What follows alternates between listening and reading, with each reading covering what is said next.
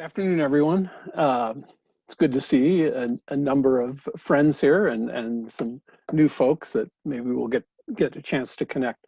Donna and I had really proposed to do something, basically from hearing many of the clergy we knew expressing all kinds of frustrations and questions about how do we continue through this pandemic. And I want to say a few words at the beginning, and then I'll turn it over to Donna, and we'll open it up to conversation and Q&A. But I've been tracking the religious response to the pandemic since it began, and hopefully we'll soon have a pretty substantial grant funded to continue tracking the religious reality over the next 5 years to see how we have come out of the pandemic, what practices we've kept, and what sort of falls by the wayside. But clearly this reality has affected us all, and not just our congregations. It's affected the religious leaders and their mental health, and it's a challenging time for all of us. Unfortunately, not all congregations came into this pandemic race in equal standing. When you start a 800-meter race, everybody's staggered so that by the time they get around, everyone's run the same distance. Well, this is more like starting that race all from the same line. Some congregations really had to actually run harder, faster, longer to catch up. Because in fact, size and where you started really had a pretty profound effect on how well you did early on. And unfortunately, those congregations, 100 or less, were facing a pretty steep uphill battle. Part of that was because of the size and resources. Part of that was because they might have had the technology, but weren't really fully implementing it because they didn't really need it. And that made a huge difference when all of this happened, and they needed to do a technological switch in the middle of a crisis. But it has amazed me as one who has studied congregational life now for over 30 years, that so many congregations actually made that switch and have really thrived with all these new technologies. It really is quite amazing. Since the pandemic began, there's probably been 35 or maybe 40 different surveys that have been done of congregations and how they're responding to this situation. And after having looked at a number of those, I have at least maybe 4 or 5 distinct phases that I've seen congregations sort of go through. The first was clearly, we're lost. We don't know what to do. Kind of a reactive phase, right? Where people were not sure about the technology or how to do worship virtually, and so those early weeks, folks were of all sizes. Congregations were sort of groping around in the dark, hurriedly pulling stuff together. And then by mid-April, after about a month of chaos, I think there was another phase that was kind of, this is hardship, but we put things into place. There was some hopefulness there, and you can kind of see that in some of the surveys and in some of the articles that are written. However, as Easter came along and into May, I think some of that hopefulness went 2 different directions.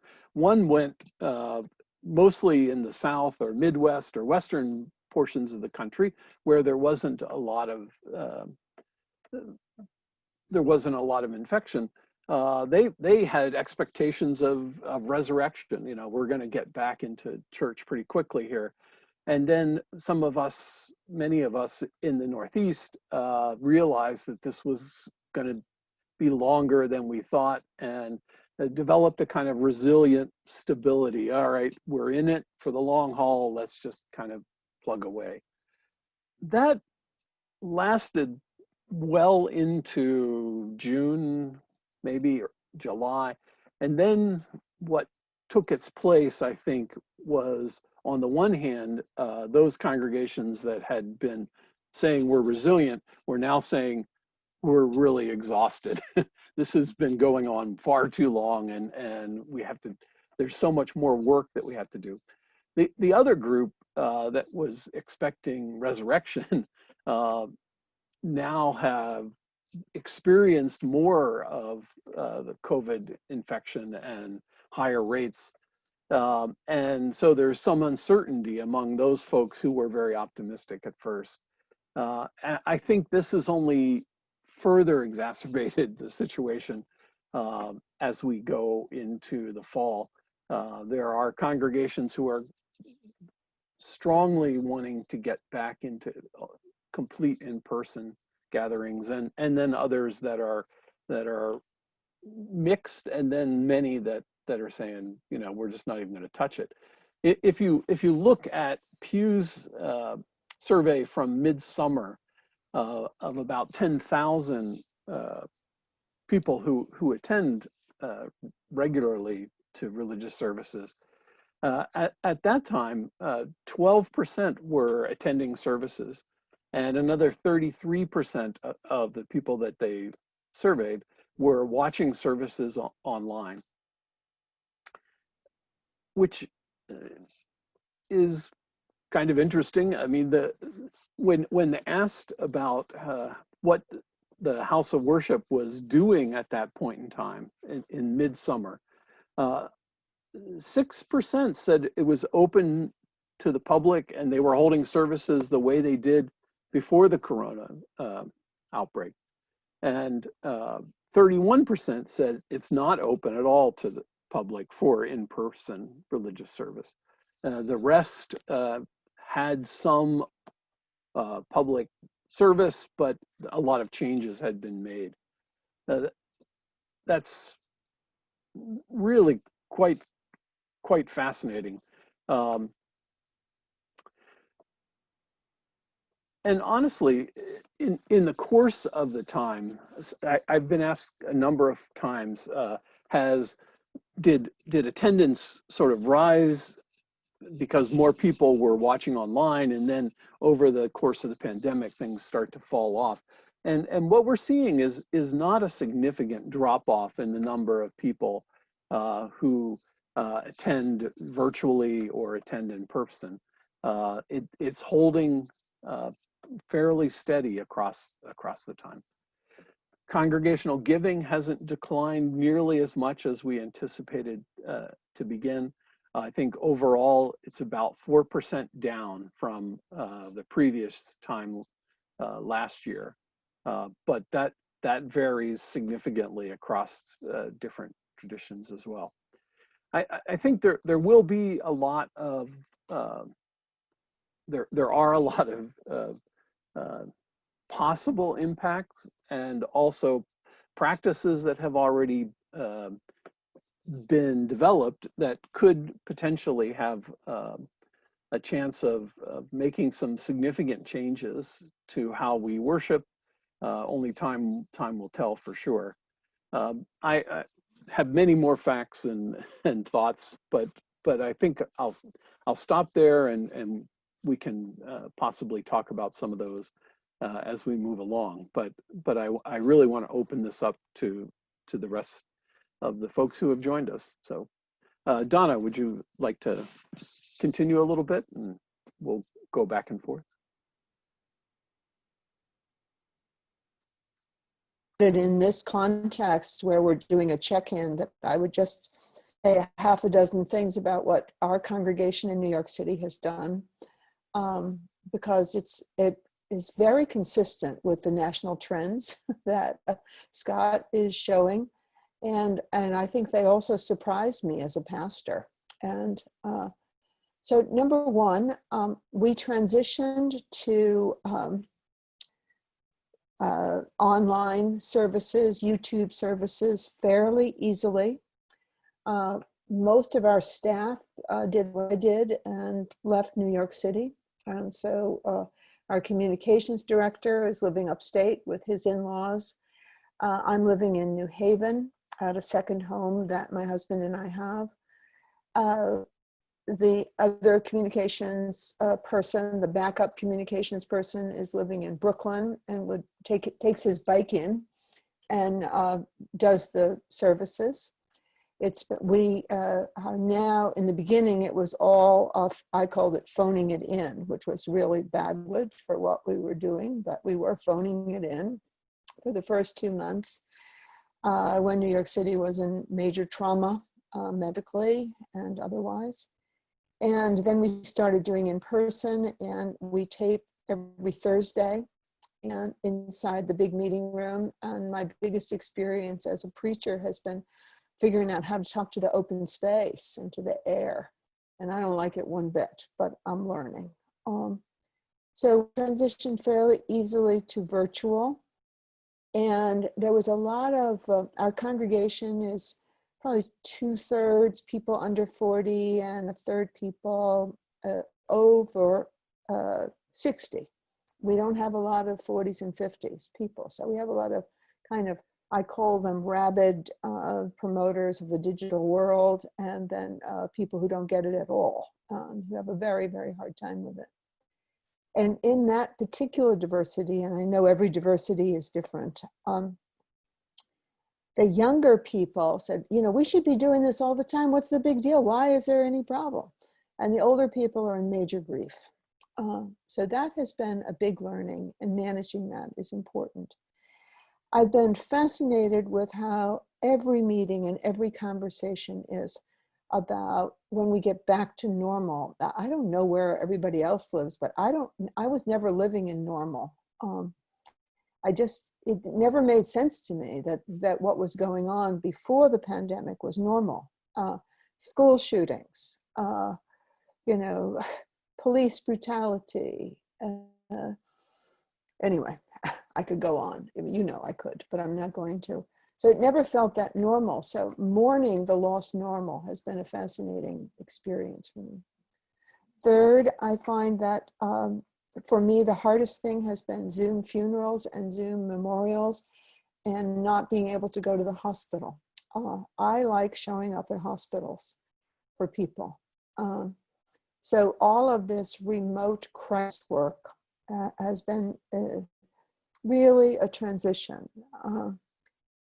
And I'm fascinated to hear about how it is for the rest of you. Our giving, I mean, I hate to say it, but we're going to end the year with a couple $100,000 surplus on $1 million budget.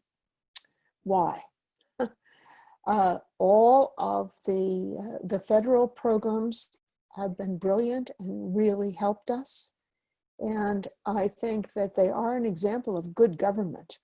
And I want to say that out loud. So being able to continue to pay people instead of throwing them into the world of relief and government relief has been very, very smart. It's made a huge difference in the morale of our staff people. And also the New York philanthropic world just bent over backwards doing emergency funding of institutions they felt were vital and needed to be around. And that was also very pleasing. So there was a combination. I mean, I could name the foundations: the Soros Foundation, the Mellon Foundation, the New York City Community Trust, the Rockefeller Brothers, who said, we're switching out. We're not going to do philanthropy in our kind of long-term way that we think about it. You know how they are. Tell us if your program is replicable. Tell us how this is going to work. Instead, they said, we're in an emergency. We're going to give half of our money emergency and half of our money to sustain institutions that might go under otherwise. So it's been a really good time to raise money. Not capital, unfortunately, but operating. We got a really nice grant from the Soros Foundation to do what we called Sanctuary for Protesters. And I'll make this my final point. I think the most important thing that's going on is the great national reckoning and awareness around race. And we are in the process of finally ending the denial of the denial around what a great people Americans are, and how whatever we did back in the old days in stealing the land from the natives, or having slaves who were 3/5, all of that stuff, we're finally saying, oh my God, it's true, we're not as good as we thought we were. And that moment is very exciting. The protest, I mean, there were times in the late spring, in April and May, when there were 45 protests per day in different neighborhoods. In my neighborhood on East 18th Street, 60 people marched by one night in a local protest around around, I can't remember which one it was, but there they were. And so we adapted to this homegrown protest, so people didn't go on subways and buses. And it's very exciting, and I don't think that awakening is even close to its maturity yet. I don't think it's gone. And the fact that our hearts have been opened around this collective experience of COVID, I think is also opening our hearts to repentance, awakening, and action. And so we got this, we said, we have to open our building to protesters. And so we've got gloves and volunteers and masks and sanitation and food and cookies. And we also talked the city into closing the street around the church so that people could do socially distanced meetings and gatherings. And I've never cleaned so many bathrooms in my life, but I love doing it because you have to have sanctuary for people who are doing protests. So that's sort of what I've been seeing. I'd love to hear what you're seeing, and whether you have the same preoccupations that I do. Great. So I think we're going to switch to kind of conversation mode. So if you want to switch back to like a gallery view so you can see everybody, we have a pretty small group here, so people can maybe just raise their hand. And Donna, if you want to just call on people and okay, see how it goes. Good. Let's see who's here. And if you don't have your camera on, if you want to turn it on now, that would be a good time. And if you don't talk, Donna and I can just ramble on for hours. Sorry about that. Oh, go ahead. I think we have Barbara who. Yeah, Donna, you mentioned something about telephoning services. And one of the concerns that I've had is that given the fact that in my context, probably 75% are over 60, what are the resources, or what kinds of things are people doing to engage seniors via phone? That's a great question. There is the technology that we're using is a thing called a smart mic, which attaches to the preacher here, and then a member who is technically savvy phones. This person actually phones 4 or 5 people. Some people just phone one, and it's only costs like $120.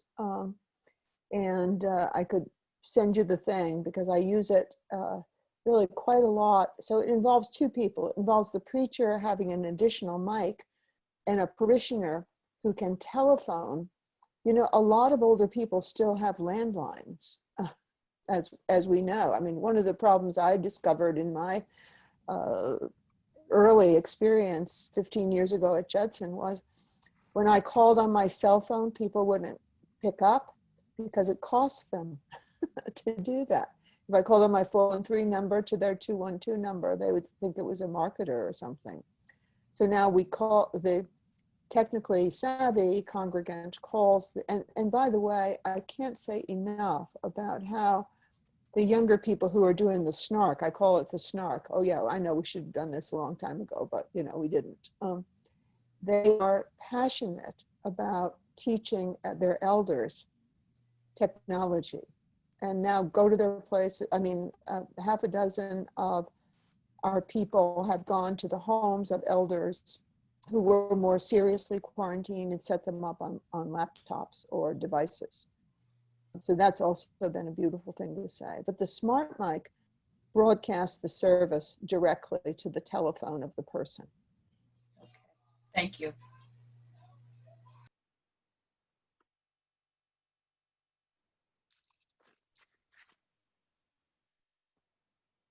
Barbara, one of the other things that doesn't directly deal with worship and the seniors, but I've been in touch with a lot of congregations who have put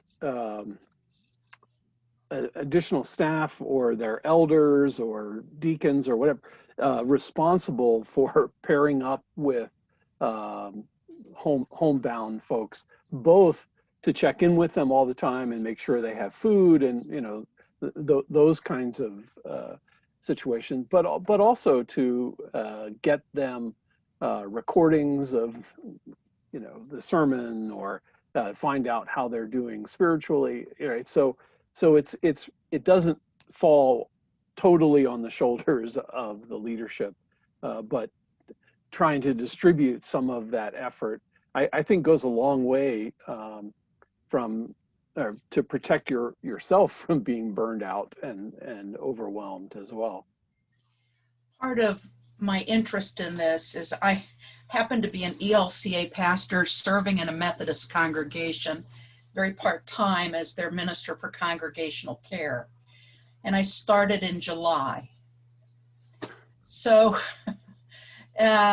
trying to do congregational care with seniors and doing seniors ministry right now is just, I mean, I have a cadre of people doing it together with me, and we're recalibrating right now and trying to figure out new ways. We do a lot of drive up or drive by prayers where we knock on the door and run back 10, 15 feet and then offer a prayer, or things like that, or even visiting in driveways, depending. Mm-hmm. The person sits in the garage, we sit in the driveway. So, I mean, there's things happening, but particularly pastoral care, and Donna mentioned that too, hospitals, funerals, all of it is, for me, in my context, the biggest challenge. So. Yeah, and doing a startup has got to be a nightmare because you don't have social capital built up. I really think that would be very, very challenging for the person not to know a lot about what you look like or feel when you're around the person. The phone grows out of my ear. Right. And never underestimate the power of circles and mutual caring. You know, it would be possible to quote, not that they need training, they know how to talk to each other, but to, you know, put people in a kind of round robin. Mary calls Susan on Monday, Susan calls Jonathan on Tuesday, you know, and it's a program. There is nothing more important right now, I think, to the human, and I don't care what age she is, than structure. And, you know, you found that in your own life, I'll bet.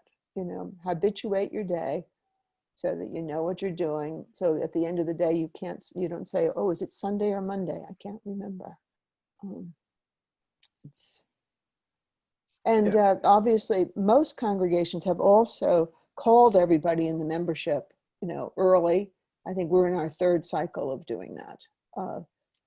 And it's a good thing to keep circling, keep circling, keep circling. Erica, you had your hand up. I was gonna say, I mean, Barbara, one of the things that we did in my context is maybe in May, we called for a team of folks that wanted to be part of we called it congregational care team. And we got, I don't know, maybe a dozen to two, somewhere between a dozen and 24 folks that wanted to be a part of that. And we did it by decades, and we started doing the phone calling, and it was transformational.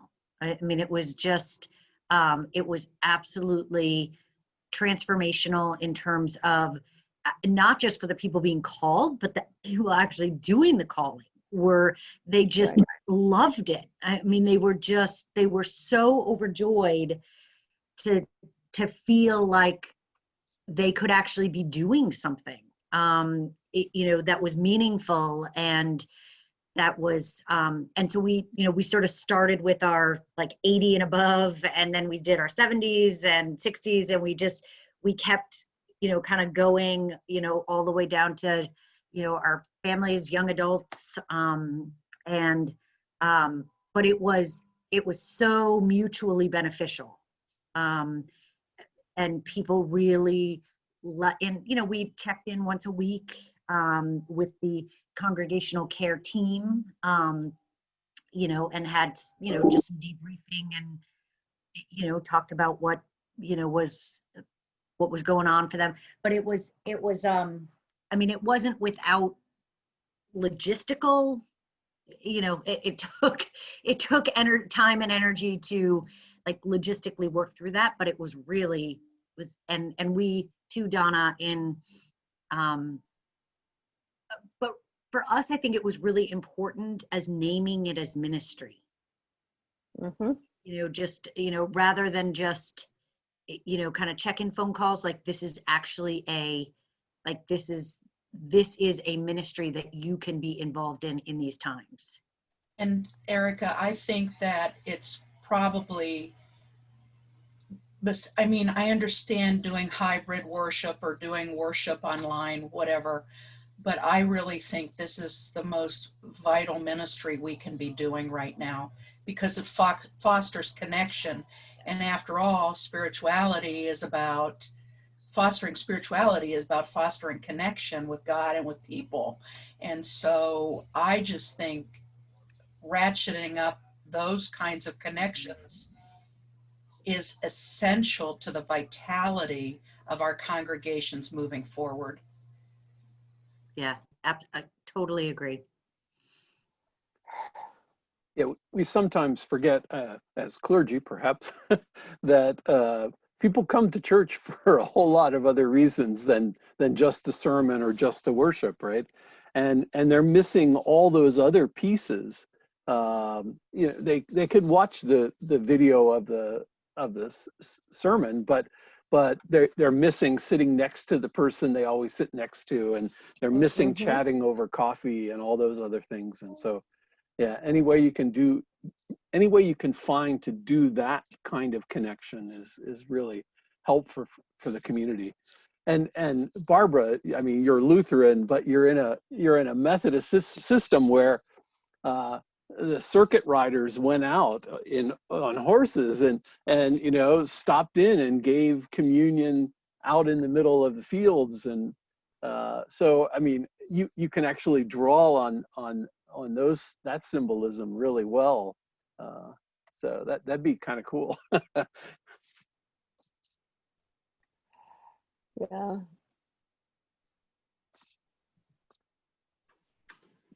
Does anybody else want to just share something? I can, Susan. So I started, I'm a transitional interim minister at a church in Connecticut, a UCC church in Connecticut, at East Congregational Church of East Hampton, for those of you that are familiar with the territory. Not a big church, about 100, 150 people total. And I started there on February the 25th, end of February, and then 3 weeks later, we closed the building and stuff. So job one there, as I talked to some of my interim colleagues and all, was, hey, set aside all the interim, because the interim time, right, of, who's our neighbor, who are we, what's God calling us to be and do, given that reality, right, is really my job in helping facilitate those conversations. And so for about, I don't know, maybe 6 to 8 weeks or so, I consciously kind of put that to the side for me and invited my leaders to. And then after a while, it became, well, why can we maybe continue somewhat with this intentional interim work, right? How much can we do virtually, right? And so it's been a great lab for us. How much of this can we do virtually? And as it turns out, we can do a fair amount virtually if you've got you're bringing people on board, and I'm not out there as the Lone Ranger leader kind of a thing. And reaching out to be kind of keeping, so that in and of itself seems to be functioning some of the pastoral care connecting. We're connecting around a particular purpose. Right now, we're doing an AI session rather than in person, which you can't do. We're equipping them with a simple worksheet and partner up and go interview each other and get the data back to us. And so now they've got a reason to talk to each other about their church that matters to them. And there'll be pastoral care and how we follow up and all that stuff. So I can say that, and I wanted to say something about Donna too, what you were saying around the social justice piece. I don't want to mix up too much, but I mean, that is, what can we do in terms of moving forward with interim things that, yeah, so I'll leave it at that for the moment, although there's more I could say on it. I mean, I think some of you might have read that book about, oh gosh, what's the name of that? Anyway, that the main treasure of the 21st century is going to be undivided attention. And I've often thought that worship was a place of undivided attention, like sex is a place of undivided attention. And the threat to us is how divided our attention is by the kind of underlying, oh God, mask, maybe I'll get COVID today. And then the noise, as we call so much of the public incoming messages, and the chaos and the confusion, and then the lack of a planning module. You really can't plan anything. And I don't know about you, but I spend a lot of time planning things. I think I can stand this meeting because I'm going to go on vacation next week. I'm going to see so-and-so next week. And so there's a lot of distraction, deep, deep, deep distraction. So how do we control our attention? And for me, it's very, it's almost like a mental health thing I'm doing. I'm controlling my attention away from the pandemic and toward the reckoning. And when I do that, I'm okay. I'm okay. Because I feel like I'm Holy Spirit led, as opposed to, listen to the Reinhold Niebuhr coming, Christ against culture. I'm telling the culture where to go. You can't have all my attention.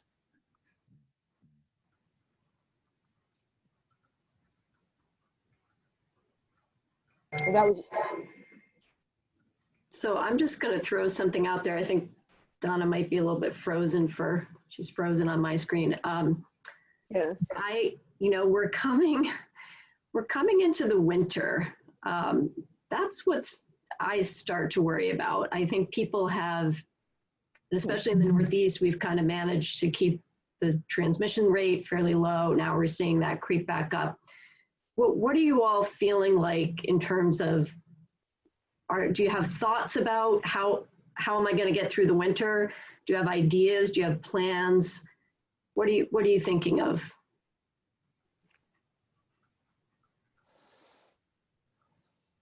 I think one of the things I've thought about, and one of my friends is doing, one of my colleagues is doing now, is he's ratcheted up his online presence. I think he does a weekly 15-minute prayer, weekly prayer time with anybody that wants to be a part of it. I know of people doing Bible studies virtually and things like that. I just think that what that does, though, is that the pastor cannot be the one doing all those things. And I think that's the gift in it. I think that, you know, farming a lot of that congregational online presence out to other people in the congregation is also a vital piece to all this. Well, I think that's what Erica was saying, and it's really important always to figure out what you don't have to do yourself. And, have you ever watched how much people love to be liturgists and read the scripture? They really want a part. So people have a part. It's very important. But Susan's question about winter, I'm in the same place. I'm dreading winter, and I often dread winter, but I'm really dreading this winter. And my Scandinavian friend said to me, I said, well, I won't be able to go outside. I'll be too cold. And she said, my grandfather told me that there's nothing that's wrong with winter that appropriate clothing can address. So I'm out buying, you know, Scandinavian clothing so I can go outside. Because for me not to be able to go outside is just, it won't work. That's why winter is it's better not than the- summer. Yeah. For me, it's not the cold, but the dark. But I think Felicia was going to say something. I just wanted to bring you into the conversation if you're. Yeah, hello to everyone. It's good to be a part of the conversation. I had quite a bit I want to go back and cover, and then I'll come up to this idea about moving into the winter. And hello to Scott. It's so good to see you. So really good to see you. You too. So I just want to just go back just a bit. I have found since, well, first of all, I pastor in the Bronx, New York, and many of you may know that the Bronx was at one point the epicenter of the epicenter.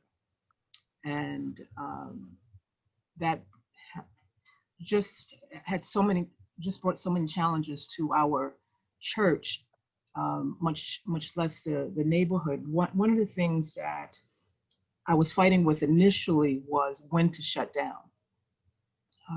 I kind of got a call from some of the politicians that I kind of have gotten to know really well, and I kind of knew something was coming down the pike, and I started to get the church ready. And of course, there was this whole discussion about, you know, we're people of faith, and is it faithful to close the church, and that whole discussion. And I said, you know, listen, we can be faithful without being foolish. And the reality is there's a deadly virus out there, and one of the best ways we can be good stewards at this point is really to listen to what we're being told and to go in. And so, you know, that was it. But what happened, there were a lot of things going on at the same time. First of all, I got sick.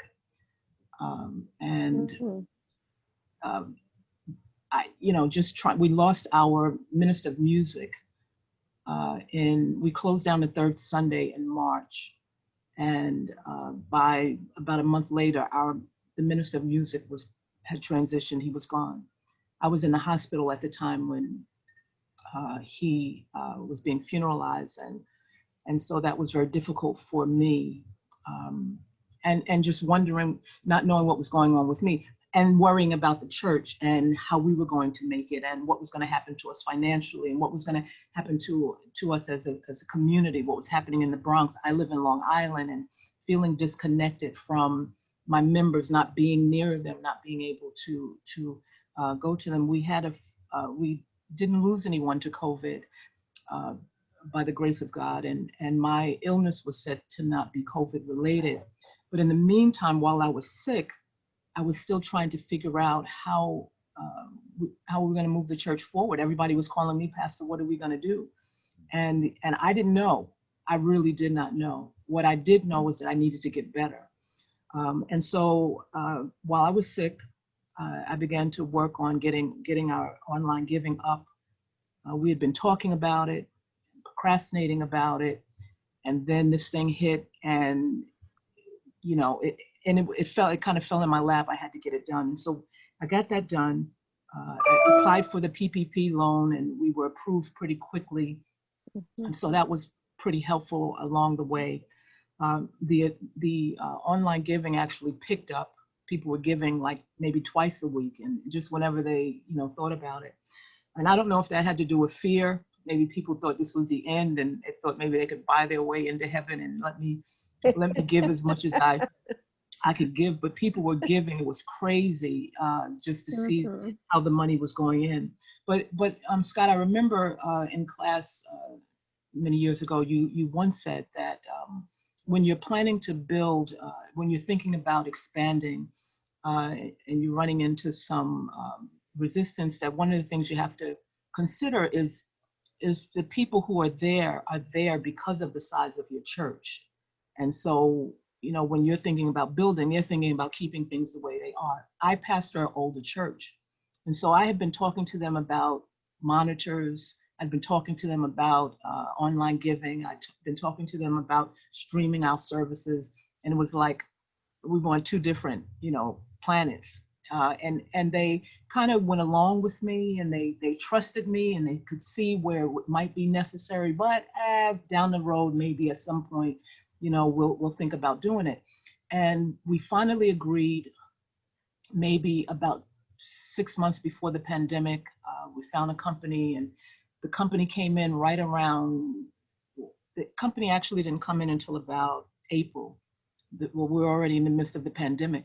So now I was faced with an older church, many of whom did not have computers or Wi-Fi, weren't really interested in social media, none of that. And now I have a church that is transitioning to this technology, and we had no way of trying to catch the people up and teach them and show them how it's used. And so that presented a lot of other challenges, how to virtually teach people about virtual services when they're not interested and they don't know how to turn the computer on to begin with. So this has just been a really challenging time. But to kind of move along a bit, this idea about winter, I'm not so much concerned about. So we did we streamed our first service last week on YouTube, and it went really, really, 2 weeks ago through YouTube, and it went really well. And I had a service I just started putting stuff together. There's no textbook. So I went to freeconferencecall.com. I was already using them for Lenten prayer calls and weekly prayer calls. And I said, listen, I have a lot of members who are older. They don't know how to use a computer, but they all have telephones. What can we do? And so I asked them, could I tape my sermon as I'm streaming the YouTube service? Could they be listening in through freeconferencecall.com? And they said, yes, you could do it. You got up to 6 hours. I said, well, don't worry, I won't be preaching that long. But that's what we decided to use. I've decided to use the freeconferencecall.com along with the streaming service. So I have my phone at the pulpit with me, and so they can hear, those who are on the phone can hear the service, and then those who are able to stream in can stream. We did our first virtual communion service 2 weeks ago. We sent home, we had everyone come to the church and to the parking lot, and we handed out prepackaged communion cups and the covenant and all of the things that they would need. And everybody was ready 2 weeks ago, a Sunday. But leading up, and this is the last part, leading up to 2 weeks ago, I was using something called Call Multiplier. And Call Multiplier, I think, is used for announcements, I would say. You get 2 minutes and you make an announcement. Well, I decided, because I didn't know what else to do at the time, I would use those 2 minutes to do like a short sermon, like a short homily, a short message of encouragement. And it really fine-tuned my preaching skills and style to really get to the heart of what you wanted the people to know, which I guess I should have been doing all along anyway. And it had a pretty good effect on the congregation. So every morning at 10 o'clock, they'd get 2 minutes, and they began to look forward to it. The problem is, now that people know that I can preach in 2 minutes, I don't think anybody will ever listen to me preach 20 minutes or 30 minutes again.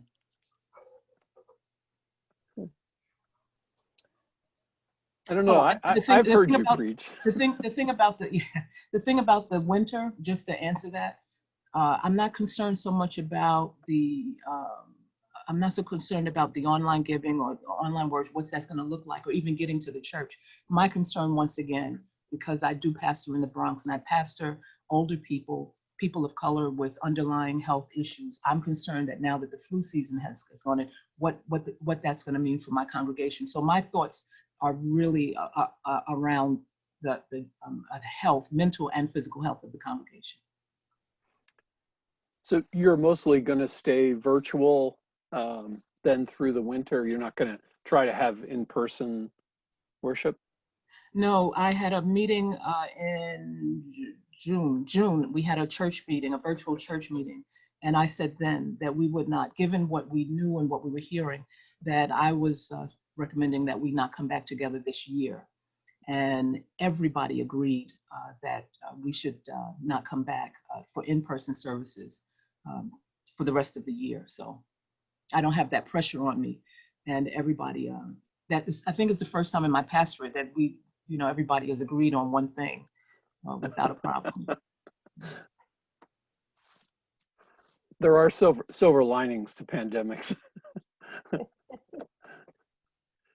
Are any of the other clergy on this meeting in person or modified in-person gatherings? You are, Jim? Yeah. Yeah, we are.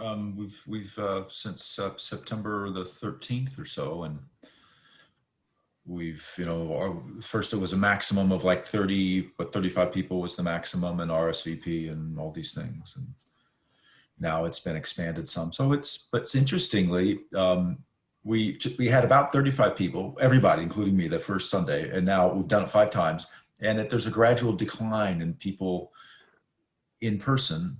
And it looks like maybe a gradual increase now, because we were doing all Zoom before, which actually went pretty well. But now we're live streaming to YouTube. So there seems to be a slight uptick in people YouTubing versus in the sanctuary that I'm kind of watching with interest and some irony. Do you also have like a screen in the sanctuary so that you have people, because you're not doing Zoom, you're just live streaming? Okay. Yeah, we're not using any screens at all. Yeah, but it's been great to get the church to do something that they recognize they should have done anyway. And I have great parishioners, man. They're on this. They're doing it. Mm-hmm. Yeah. We have been totally live streamed since March 15th. And we have been doing some over the summer. We did a whole series of parking lot worship services, which have been great. And those were not in place of, but in addition to our live stream services. And we've done some parking lot programming as well, which has been good. And we did our like homecoming Sunday as well as World Communion Sunday. We did as fully parking lot services, which were really very meaningful for people. And then November 1st, we are going to an in-person worship service. So we'll continue with our live stream only service, which will kind of be the, the full, hour long, ish service. And then we are going to do an in-person worship service, which will be a half an hour only. So a shorter service, but allowing people to kind of get back into the space. Here, I have to say here in the Hartford area, we're still doing fairly well in terms of our numbers. And so we're gonna try it. And we'll sort of see how that goes. And everybody sort of knows that, we'll see how it goes. And the Boar's Head and Yule Log Festival. No, so that, yeah, I know. No, that will not, we have for those of you that don't know, we have a Boar's Head and Yule Log, like an Epiphany celebration that brings in just under like 5,000 people every year, and it's fantastic and over the top, and we decided not to do that. We have been in touch and conversation, and we have a contract with the musicians union, and so we will be we're in the process right now of we have the last, I think 2 or 3 years that we will be splicing together to put together a like a virtual, almost like a movie that people will be able to watch in January. But yeah, the in-person thing, we decided against that. So that was definitely like for this particular community, that's a huge deal. So was it a conflicted decision or a consensual decision, would you say? It was not. There was really not any conflict around it. Yeah, it was very. It was. People are sort of heartbroken, and the 53 years, and we've never canceled, and this year we're so. But yeah, nobody. I heard no negative. Interesting. No conflict around the decision. Yeah. It's going to be tough. Right? In some ways, Advent and Christmas and the hymns and candle, Christmas Eve and all is actually a bigger deal in some ways than Easter, both for the calendar, but also for every individual, so it's going to be have you all thought about how are we going to alternatively do Advent or Christmas, or have some Christmas singing every week or something? We're planning to do something that we did one in person the weekend that the Thompson Street closed around the church, and we met outside around packaged snacks, and then we allowed 20 people per hour into the building to do a walking meditation with candlelight and music. And so they were able to go in, but there was no speaking, no talking. And I have to say, maybe we had 100 people in the street because most of our congregation comes from far away and doesn't have a car. So we were kind of managing the transportation. We're always managing transportation as well as being present. Anyway, I would say that it was really, really hard because people were not socially distancing. They were really on top of each other. And even we had one pastor each for the 3 hours of the walking because not everybody wanted to go up. But I felt like a policeman. It was because they weren't walking or meditating. They were just talking to each other like it was coffee hour. And I actually was very uncomfortable personally with my own congregants because they were kind of on top of me. They didn't hug me, you know, it was, but they just kept getting closer and closer and getting closer and closer and talking to me closer and closer. And I kept having to say, oh, I'm sorry, I really, and what I ended up saying was, I need to model social distance. You know, if you and I start talking, you know, like really close, and I'm really happy to see you. So anyway, that was not a good experience the first time. It was September 15th. And we haven't done it since. We only said we were going to do it once. We're talking about doing the 5 or 7 days of Christmas and opening the space by reservation to Christmas carols, candlelight, and trees with seats socially distanced and monitored. That's what we're talking about. And I think it's getting some good energy behind it because people, that's what they want. I don't know that they care about the sermon or the readings, but we'll do it in a pretty way. And we're going to really overmanage it. That's our idea at the moment.